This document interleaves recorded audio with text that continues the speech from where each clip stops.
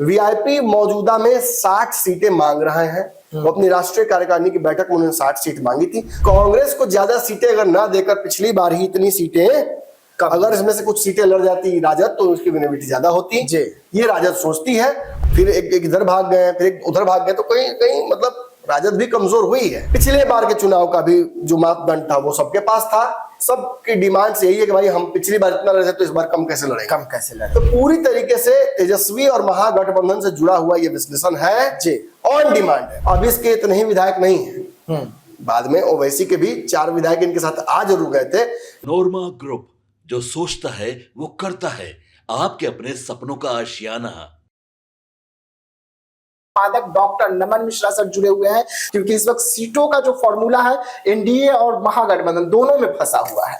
देखिए, पिछले 1.5-2 महीने से लगातार जो दर्शक कमेंट कर रहे थे उसमें से एक बहुत बड़ा सवाल ये था कि महागठबंधन सीटें कैसे बटेंगी जी।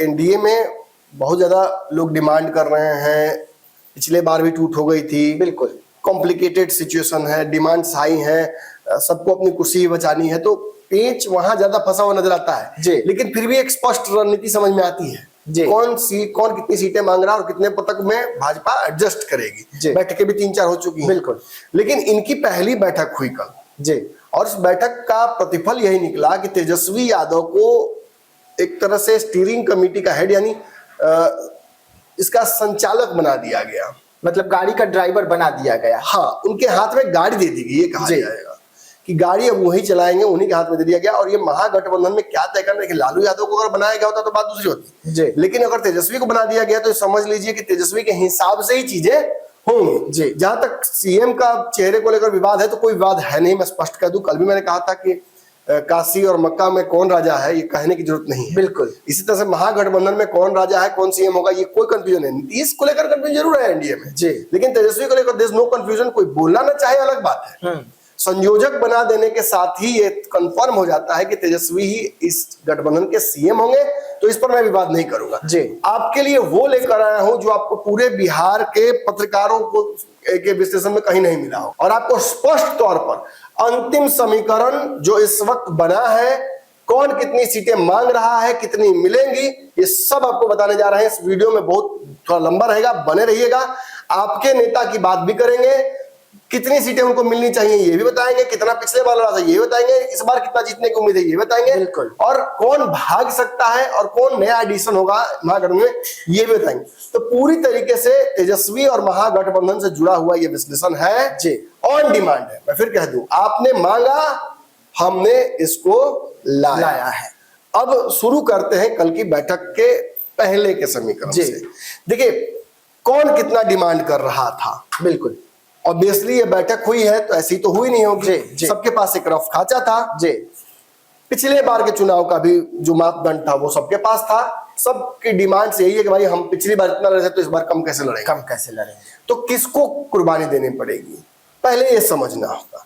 देखिए, एनडीए में जिस तरह से दावेदारियां हैं उसी तरीके से महागठबंधन में भी दावेदारियां हैं जी, और उनके पीछे अपना अपना कारण भी है। बिल्कुल, कोई समीकरण के आधार पर मांग रहा है, कोई विनेबिलिटी के आधार पर मांग रहा है, कोई कह रहा है पिछली बार इतना मिला था इसलिए इतना तो लेंगे ही जी। कोई कह रहा है कि पिछली बार छोड़िए, इस बार लोकसभा में जो देखा होगा उसको देखिए, उस हिसाब से दीजिए जी।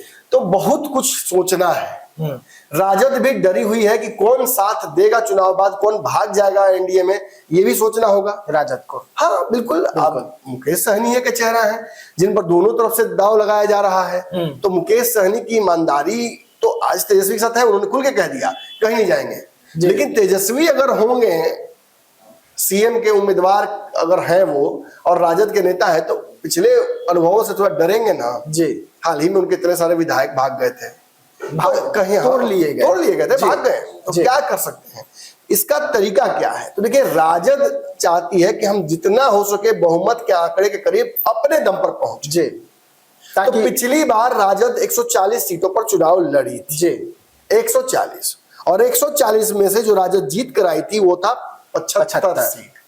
अब इसके इतने ही विधायक नहीं है, बाद में ओवैसी के भी 4 विधायक इनके साथ आ जरूर गए थे, लेकिन उतनी ही संख्या में विधायक इनसे यहाँ से रुखसत भी हुए हैं जी, और कुछ सीटें हारी गई हैं। मतलब लोकसभा चुनाव जीत गए मुझे तक रामगढ़ से जी फिर मैं भूल रहा हूँ, सुरेंद्र यादव जहाँ से चुनाव लड़ते थे उनके पुत्र वहां से चुनाव हारे जी। तो 2 सीटें तो गढ़ ही हार गए। बिल्कुल। तो ये भी कम हुआ, 2 विधायक उस समय भाग गए थे, 3 फिर एक इधर भाग गए, फिर एक उधर भाग गए, तो कहीं कहीं मतलब राजद भी कमजोर हुई है जी। और इसलिए मुझे लगता है कई लोगों को चिन्हित करके राजद ने भी रखा है और उनके टिकट काटने की संभावना भी बन रही है। लेकिन ऑल इन ऑल राजद जानती है कि 75 सीट हम जीते थे, जीत में सबसे बड़ा हिस्सा हमारा था, तो हम ही ज्यादा सीटों पर चुनाव लड़ेंगे। अगर पिछली बार क्योंकि कांग्रेस चुनाव लड़ी थी 70 सीटों पर और कांग्रेस जीती थी मात्र 19, तो ये जो कांग्रेस ने किया इसकी वजह से तेजस्वी मुख्यमंत्री नहीं बन पाए, ये आम राय थी पिछले चुनाव में। तो कांग्रेस को ज्यादा सीटें अगर ना देकर पिछली बार ही इतनी सीटें, अगर इसमें से कुछ सीटें लड़ जाती राजद तो उसकी विनेबिलिटी ज्यादा होती, ये राजद सोचती है और इसीलिए राजद पिछली बार जो 144 सीटों पर चुनाव लड़ी थी राजद, वो राजद इस बार जो है वो समीकरण बदल रही है और राजद इस बार चुनाव लड़ना चाहती है 150 से अधिक सीटों पर, 150 से अधिक सीटों पर, 150 प्लस सीटों पर चुनाव वो खुद लड़ना चाहती है। अब इसको लेकर क्या समीकरण है, राजद की तरफ से क्या एक्सपेक्टेशन है, वो भी आपको बताते हैं। मैं साथ ही साथ आपको वेरीफाई भी करता चलूं। बिल्कुल। 144 सीटों पर राजद लड़ी थी जिसमें से 75 सीटें जीती, 70 पर लड़ी थी कांग्रेस जिसमें से 19 जीती। मजेदार बात यह है कि राजद इससे पहले वाले चुनाव में जो 2015 का चुनाव था उसमें 80 सीट जीती थी, यानी 5 सीटें राजद को भी कम आई थी। कांग्रेस ये भी दलील दे सकती है। दूसरा, कांग्रेस पिछली बार 27 सीट पर जीती थी लेकिन 40 ही सीट लड़ी थी। 70 सीट ज्यादा थी, 70 सीट लेकर 19 सीट जीती। हाँ, इसमें से ज्यादातर सीटें कांग्रेस ऐसी लड़ गई जिस पर कांग्रेस मजबूती नहीं थी, महागठबंधन मजबूती नहीं था और जबरदस्ती नंबर्स के लिए वो लड़ गई। तो कांग्रेस को ये लगता है, कांग्रेस का कहना ये है कि भाई हम तो वो सीटें लड़े ना जहां आप भी नहीं जीत पाते, तो ये हम पर मत डालिए जीत का हार का ठेकरा। 80 सीटें ऐसी हैं विकास, मैं बता रहा हूं आपको, मैं चिन्हित करके बता दूंगा। 80 सीटें ऐसी हैं जिन पर ना राजद ना कांग्रेस दोनों मजबूत नहीं है। बिल्कुल। इनमें से ज्यादातर सीटें मुकेश सहनी को देने की इस बार तैयारी है और कुछ और दल जो आ रहे हैं उनको देने की तैयारी है। तो थोड़ा आसान तो राजद के लिए हो जाएगा, लेकिन राजद रिस्क नहीं लेगी। 150 सीटों पर राजद चुनाव लड़ना चाहती है तो 150 राजद। अब कांग्रेस कितनी सीटों पर लड़ना चाहती है, तो देखिए कांग्रेस इस बार जो एक्सपेक्टेड सीटें हैं कांग्रेस की वो है 70। कांग्रेस वैक्स तो 90 बोल रहे हैं, लेकिन 70 सीटों पर कांग्रेस चुनाव लड़ना चाहती है। कम से कम जितना पिछली बार लड़ा था उससे कम लड़ेंगे तो बेइज्जती भी होगी और कहीं ना कहीं इससे, और हाँ, इसमें से ज्यादातर सीटें कांग्रेस अदला बदला करना चाहती है। मतलब राजद जो सीटें स्मार्टली ले ली और पिछली बार हारने वाली सीटें दे दी कांग्रेस को, तो राजद ये तो कांग्रेस ये कह रही है कि ये सब सीटें आप हमको दीजिए, आप पिछलका बार जो हम लोग हारे हैं उसमें से बहुत सारी सीटें आप लीजिए या जिसको देना दीजिए। तो गेम यहाँ भी फंसा रही है राजद, कांग्रेस इसी में थोड़ा सा देरी हो रहा है। और फिर आता है एक ऐसा दल जो इस गठबंधन में नहीं था, वीआईपी मौजूदा में 60 सीटें मांग रहे हैं। वो अपनी राष्ट्रीय कार्यकारिणी की बैठक में उन्होंने 60 सीट मांगी थी। पिछले बार एनडीए में थे, 11 सीटों पर चुनाव लड़े थे, 4 सीट जीत कर आए थे। ये उनका समीकरण था पिछली बार। अब इसमें सीपीआई-एमएल की बात करते हैं। सीपीआई-एमएल 19 सीटों पर चुनाव लड़ा था, सीपीआई 12 सीट जीता था। बेहतरीन, सबसे अच्छा प्रदर्शन, सबसे बेहतरीन प्रदर्शन इनका रहा। और ये पिछले चुनाव में 2015 में 3 सीट जीते थे, उस हिसाब से और अच्छा लगता है। और इस बार के लोकसभा चुनाव में भी आपको जानकर हैरानी होगी, इस बार के लोकसभा चुनाव में भी सीपीआई 3 सीटों पर लड़ा था और 2 जीता था। सीपीआई-एमएल एक बहुत मजबूत सहयोगी है तेजस्वी यादव का, इसीलिए मैं बार बार कह रहा हूं कि इनको भी सीटें बढ़ानी होंगी। लेकिन इनकी डिमांड क्या है? तेजस्वी यादव ये भी नहीं चाहेंगे कि हमसे नाराज हो जाए। बिल्कुल बिल्कुल नहीं, क्योंकि इनका कैडर वोट है और वो तेजस्वी को फायदा होता है। इस बार तेजस्वी भी जीते हैं, मतलब 3 लड़के 2 ही जीते हैं और कोई 22 लड़कर राजद कितना जीती? 4 जीती। तो उसी हिसाब से तो ये अच्छा प्रदर्शन का कहलाएगा ना। इसीलिए मैं कह रहा हूं कि इस समीकरण के आधार पर जो 20 सीटें सीपीआई मांग रही है। 19 पिछली बार लड़ी थी और 12 जीती थी। इस बार सीपीआई-एमएल जो है वो 20 सीटें मांग रही है, लेकिन उसमें कंफ्यूजन भी है। राष्ट्रीय नेतृत्व तो 10 सीट कह रहा है सीपीआई-एमएल का एक्स्ट्रा, मतलब 30 सीटें। 30 सीट दीजिए, बिहार में 20 सीट दिल्ली से 30 सीट, तो टोटल दिल्ली की बात सुनी जाएगी 30 सीटों की डिमांड सीपीआईएमएल से हो रहा है। तो सीपीआईएमएल 30 सीट लड़ेगी, कांग्रेस 70 सीट लड़ेगी और राजद 150 सीट लड़ेगी। और फिर सीपीआई जो है वो पिछली बार 6 सीटों पर चुनाव लड़ी थी और 2 जीती थी। इस बार उसका डिमांड भी 12 सीटों का है, इनका भी डिमांड बढ़ा हुआ है। और सीपीएम है, ये 4 पर लड़े थे और 2 जीते थे, इनकी भी डिमांड 6 सीटों की है। जी, कांटे बहुत है तेजस्वी यादव में, बहुत कांटे हैं। और इतना ही तो थोड़े मामला खत्म हो जाता है जी। अभी तो चचा है, अभी तो पान की लाली है। बिल्कुल। कैसे होगा? आईपी गुप्ता को कांग्रेस अलग से 10 सीटें दिलवाने की बात कर रही है। जो आईआईपी है, इंडियन इंकलाब पार्टी जो बनी है, जो नई पार्टी बनी इसको 10 सीटें, जिसका गांधीनगर में पान ताती तत्वा का आंदोलन हुआ और बड़े हिट कार्यक्रम हुआ। बिल्कुल। प्रशांत किशोर से इतर भीड़ बहुत लगा, बहुत ज्यादा भीड़ था, बहुत सफल कार्यक्रम कहा जाएगा। एक 10 सालों में जातीय समीकरण के आधार पर सबसे बड़ा रैली कहलाएगा। बिल्कुल। तो 10 सीटें आईपी गुप्ता की डिमांड है कांग्रेस से, जो कांग्रेस ने स्वीकार लिया है। जी। अब बिहार में सीटें दिलवाना भी कांग्रेस की जिम्मेदारी है। तो कांग्रेस अपनी 70 और यहाँ 10 80 और चचा का डिमांड भी 10-12 सीटों का है पशुपति पारस का। अब हम जोड़ा जाए हम लोग इसको। बिल्कुल, अब इसको जोड़ लेते हैं कि कितनी सीट हो रही है। हाँ। इस हिसाब से सीट कम नहीं जाएंगे बिहार विधानसभा। देख लेते हैं। फिर हम लोग बंगाल और उत्तर प्रदेश को, बंगाल और झारखंड को क्यों छोड़े हैं? तो उसको भी ले लेंगे अपने साथ में। बिल्कुल, सीट बढ़ाना है ना। तो पिछली बार का समीकरण मैंने बताया आपको कि जो विनेबिलिटी थी, राजद 144 75 जीती, कांग्रेस 70 19 जीती, सीपीआई 19 12 जीती, सीपीआई एमएल 19 12 जीती, सीपीआई 6 लड़ी 2 जीती, सीपीआईएम 4 लड़ी 2 जीती, ओवैसी 5 जीते और 1 एलजेपी, 1 इंडिपेंडेंट और 1 बसपा जीती थी। जी। तो ये टोटल भी जोड़ा जाता था, जो महागठबंधन था वो 110 होता था, 5 ओवैसी जोड़ने में 115 होता था, 3 निर्दलीय और लोजपा और जो बीएसपी के मिलाकर 118 होता था।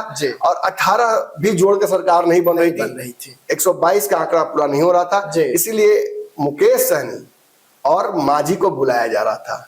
118 प्लस अगर 8 हो जाता तो 126 हो जाती, सरकार बन जाता। तो यही कोशिश की जा रही थी, लेकिन दोनों तैयार नहीं हुए। बाद में मांझी जरूर, मुकेश सहनी जरूर आगे साथ में, फिर मांझी भी बाद में आए, लेकिन तब तक चिड़िया चुग गई, खेत हो गया था। जी। तो अब डिमांड जो है इस बार वो क्या है, जो टेबल पर लेकर आए थे सभी दल। चलिए शुरू करते हैं। जी। 150 कम से कम तेजस्वी यादव, 150 तेजस्वी यादव। जी। 70 बिहार में, अंततः मैं 90 बोल सकता हूं, लेकिन 70 ही मांग रही है कांग्रेस। ये उनके जो प्रभारी हैं उन्होंने स्पष्ट कर दिया है। जी। तो 70 ही जोड़ता हूं, 90 नहीं जोड़ता हूं, क्योंकि 90 तो अतिशयोक्ति हो जाएगा। जी। तो 70 में कांग्रेस का जोड़ रहा हूं। अब रही बात वीआईपी की 60 सीटें, सीपीआईएमएल 30 सीटें, सीपीआई और सीपीएम जो है वो मिलाकर 15 सीटें मांग रहे हैं। 15 सीटें इनकी हुई। पान ताती तत्वा 10 सीट पान ताती तत्वा। फिर जो 10 सीटें हैं वो मांग रहे हैं चाचा, मुझे लगता है कि 10 तो नहीं मिलेगा। 7-8 सीटों के बीच में उनकी डिमांड थोड़ा रीजनेबल लगता है। जी। तो 8 उनका भी जोड़ देते हैं, 10 नहीं जोड़ पाऊंगा, मेरे से प्रैक्टिकल जोड़ घटाव नहीं होगा। 344 सीटें। जी। 243 में 344 सीटों की आवश्यकता पड़ेगी। 101 सीटें कम पड़ रही हैं, कहाँ से लाया जाए? झारखंड से तो जोड़ने से खाली नहीं होगा। जी। हमको लगता है कि बंगाल भी जोड़ने से नहीं होगा। नहीं, बंगाल जोड़ने से हो जाए। हाँ, बंगाल या उत्तर प्रदेश में से एक को हम लोग टेक ओवर कर लिया जाए। जी। तब महागठबंधन की सीटें जो है पूरी बढ़ जाएगी। बट जोक सपाट, क्या विनिंग कॉम्बिनेशन हो सकता है और कैसे लैंडिंग हो सकता है इन सीट के बंटवारों का? जी। मैं जो आपको आंकड़ा बताने जा रहा हूं दर्शकों, वर्तमान में यही सत्य है। कुछ बदलाव हो सकता है, कुछ 19-20 हो सकता है, कोई दल बाहर चला गया तो जोड़ घटाव बदलेगा, कोई दल नया आ गया तो जोड़ घटाव फिर बदलेगा। लेकिन मैं कंप्लीट एनालिसिस आपको बता रहा हूं, मैं कोई भी दल को बाहर छोड़कर नहीं बता रहा हूं। कहाँ ये रुकेंगे? देखिए 24-25 तारीख को 2 दिवसीय फिर बैठक है, पटना में ही है। इस बार सदाकत आश्रम कांग्रेस मुख्यालय में है और कांग्रेस इस बार लीड करेगी इस बैठक को। तो कहीं ना कहीं समीकरण बना है, तभी इस बात को लेकर रजामंदी बनी है जी, वरना ये सब कुछ नहीं होता। मांझी ने भी आज हमला किया है कि स्टीयरिंग कमेटी की कमान जरूर तेजस्वी को दे दी गई, लेकिन पिछली बार भी संयोजक इसको बनाया गया था इंडिया में, वो पीएम का कैंडिडेट नहीं बना। तो इस बार भी चांसेस ये है कि जिसको कमान दी गई है वही वो सीएम नहीं ही बनेगा जी। और इनके सीट बंटवारे को लेकर चिराग पासवान, जदयू सभी हमलावर है कि इनका नहीं बंट पाएगा। लेकिन मुझे लगता है कि समीकरण इन लोगों ने अपने मन में बना लिया है। देखिए, कहने का मतलब कि जो तेजस्वी यादव कहेंगे, लालू यादव कहेंगे, वो तो सबको स्वीकार्य है। थोड़ा सा 19-20 जरूर सब लोग करेंगे, लेकिन वो 19-20 कितना होगा वो समझना बहुत इंटरेस्टिंग। बिल्कुल। किस आधार पर होगा ये भी समझना इंटरेस्टिंग। बिल्कुल। देखिए, पिछली बार 20 से अधिक सीटें ऐसी थी जी, ये सबसे महत्वपूर्ण बातें मैं 2-3 बता दूं जी। 20 से अधिक ऐसी सीटें थी जिस पर 1000 से कम मार्जिन से हार जीत हुई थी, महागठबंधन की हार हुई थी। बिल्कुल। तो महागठबंधन 20 सीटें और जीत जाती अगर 1000 वोट और आता हर सब विधानसभा में। और टोटल जो हार हुई थी महागठबंधन की, वो कितने वोटों से हुई थी बिहार में पता है आपको? 11,000 समथिंग, मैंने 12,000 वोट जी। 12,000 और वोट आ जाते तेजस्वी यादव को, कांग्रेस को मिलाकर और बाकी दलों को मिलाकर, तो सरकार आज महागठबंधन की होती जी। अब यदि आपके मन में कोई सवाल है तो वो पूछ लीजिए। तो 130 पर अगर राजद लड़ेगी तो फिर सीएम कुर्सी पर तेजस्वी कैसे सपना देख सकते हैं? ये तो सवाल। बाकी गठबंधन के दलों के साथ गठबंधन किया है तो विश्वास तो करना पड़ेगा ना। नीतीश भी भरोसा कर रहे हैं, सम्राट भी भरोसा कर रहे हैं, सब लोग भरोसा कर रहे हैं। तो इस गठबंधन पर ही भरोसा, और बिना गठबंधन के राज्य सरकार नहीं बना पाएगी, ये भी जान लीजिए। बिल्कुल। तो 130 राजद लड़ेगी। तो एक बहुत बड़ा सवाल जो खड़ा होता है दर्शकों, वो ये होता है कि राजद के अतिरिक्त जो विधायक हैं वो कहाँ जाएंगे?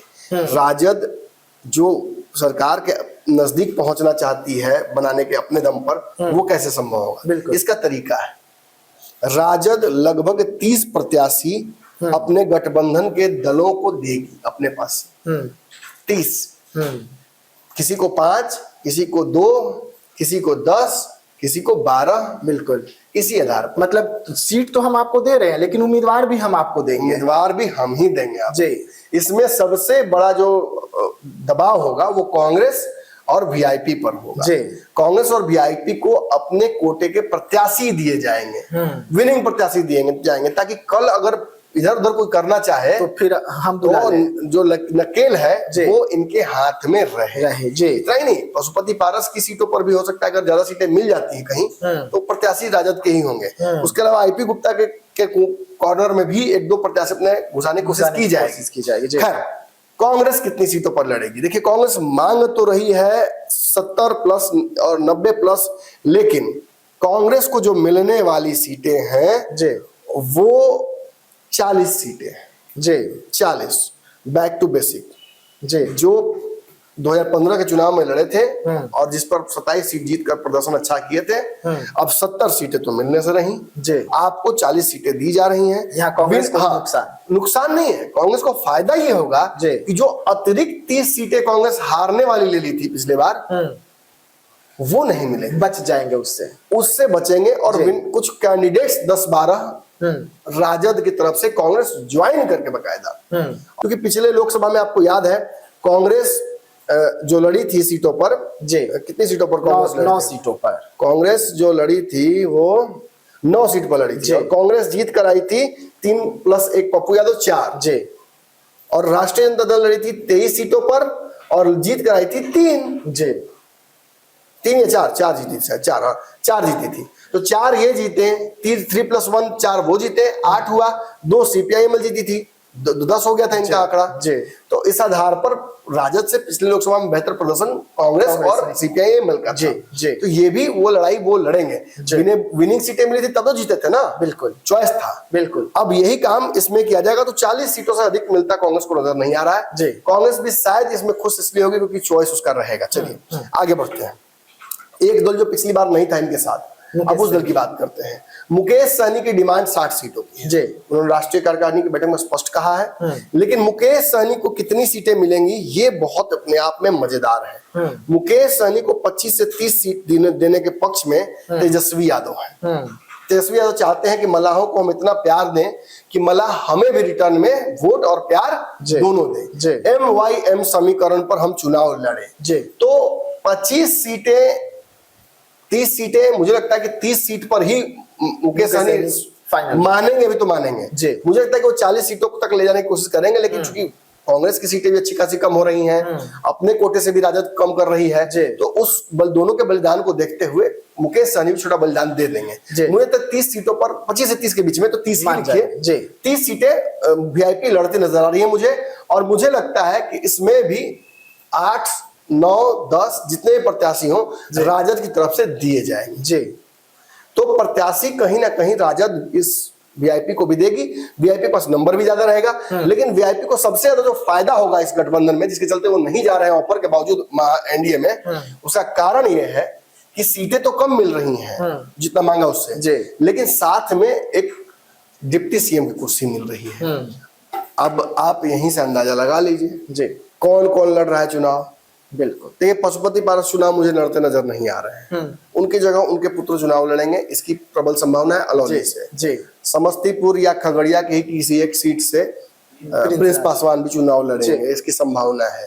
प्रवक्ता कोई चुनाव नहीं लड़ पाएगा, ये भी कंफर्म है। बिल्कुल सुभान सिंह परिवार से कोई एक चुनाव लड़ेगा, ये भी कंफर्म है। तो 3 सीटें जो मिल रही हैं, जिसकी संभावना स्पष्ट नजर आ रही है वो। और देखिएगा कि आप प्रवक्ता भी एकदम टावर छोड़ दिए हैं, जब से तेजस्वी यादव ने कहा है कि चाचा हमारे साथ हैं पशुपति पारस, उनको हम लोग सोचेंगे उनके बारे में, बात चल रहा है विधिवत उधर से हट गए हैं, तो हम लोग इधर कुछ रास्ता निकालेंगे। तो तब से प्रवक्ता लोग भी टावर छोड़ने को उनका कि भाई घूम घूम के इंटरव्यू दे रहा है, खुशी की लहर दौड़ी है। तो ठीक है, अच्छा भी बहुत दिन बाद घर में खुशी की लहर दौड़ी, सोहर तो गंवाना ही चाहिए। बिल्कुल। खैर, रही बात इस समीकरण की, तो फिर से एक बार दर्शकों के लिए हम रिपीट कर देते हैं। राजद 130 सीटें, कांग्रेस 40 सीटें, मुकेश सहनी को 30 सीटें, फिर जो सीपीआई एमएल है उसको 20 सीटें, आईपी गुप्ता को 10 सीटें यानी आईआईपी को, इंडियन इनकलाब पार्टी को, फिर 6 सीटें सीपीआई जो एम है सीपीआई है उसको देंगी दी जाएगी, और 4 सीटें सीपीआई एम को दी जाएंगी, और 3 सीटें पशुपति पारस जी को दी जाएंगी। अब यहाँ एक और गेम समझिएगा। पशुपति पारस अपने सिंबल पर चुनाव लड़ते मुझे नजर नहीं आ रहे हैं। चुनाव तक हो सकता है कि वो सिंबल लालटेन का थाम ले, ये समीकरण बेस्ट सूटेड है। अंदर में कई जो बैठे हुए लोग थे वो भी डिमांड वाली बात तो सबने बताई, लेकिन साथ साथ ये भी कुछ लोगों ने बताया कि हम कितना कम में मान जाएंगे। हम नाम तो नहीं बताएंगे, लेकिन जान लीजिए कि बस कमोबेश यही स्थिति रहेगी। जो 130-40 है वो 4-5 अंतर उनमें हो सकता है सीटों का मेरे समीकरण में। हाँ और जो 4-5 है, 10-12 है, उनमें 1-2 सीटों का अंतर होगा। मुकेश सहनी का 5 सीट का अंतर आगे पीछे हो सकता है। कांग्रेस का बहुत अंतर होता नजर मुझे नहीं आ रहा है।